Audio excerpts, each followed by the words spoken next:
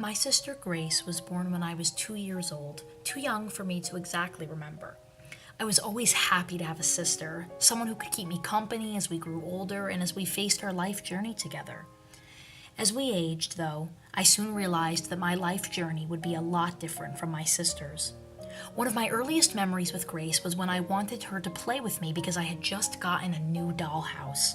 I remember her and I sitting on the floor, and she would only stay for a minute and then get up to go back to her room, anxiously chattering and flapping her hands. I was confused, disheartened, and angry. I didn't understand why my own sister wouldn't want to spend time together. But my mom explained to me that my sister had autism. She explained that Grace was different, but she was special. She emphasized how important it was for us to help her feel included at all times. So from then on, I acknowledged the importance of inclusion for my sister. Whenever I had friends come over after school, I always introduced them to Grace. Many people didn't understand or asked why she would make noises. I explained what autism was and how Grace struggled to communicate with us. I explained the challenges for Grace when it came to social situations or traveling to unfamiliar places. Due to Grace's anxiety and emotional outbursts, including banging her own head with her hands and screaming, it was nearly impossible for us to go to the movies or out to dinner as a family. These social settings were just too overwhelming for Grace. This was always disappointing because I wanted us to share those moments all together. Even family vacations were frustrating because Grace would repeat that she just wanted to go home the entire time.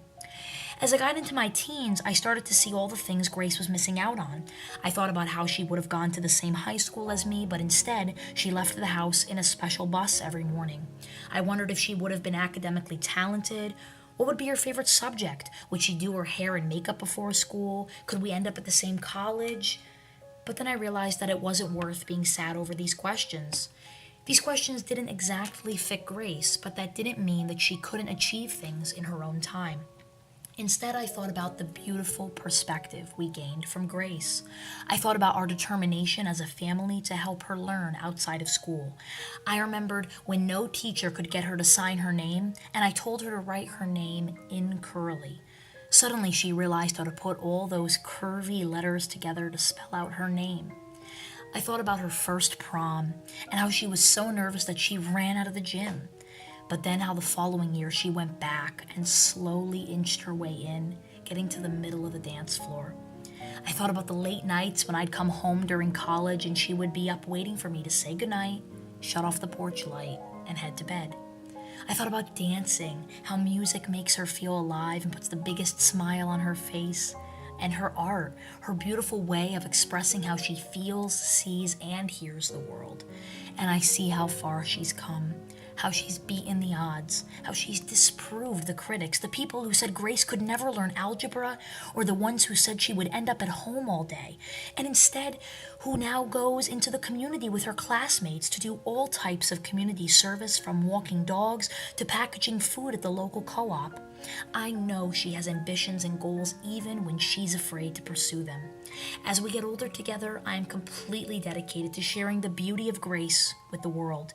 Rather than focusing on the challenges, we have learned to embrace the differences and make adaptations so Grace can share her gifts with the world.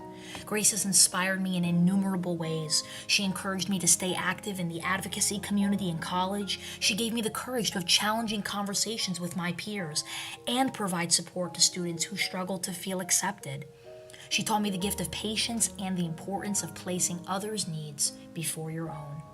Now, as I'm heading into my second year of medical school, I have carried the passion of caring for those who need help the most.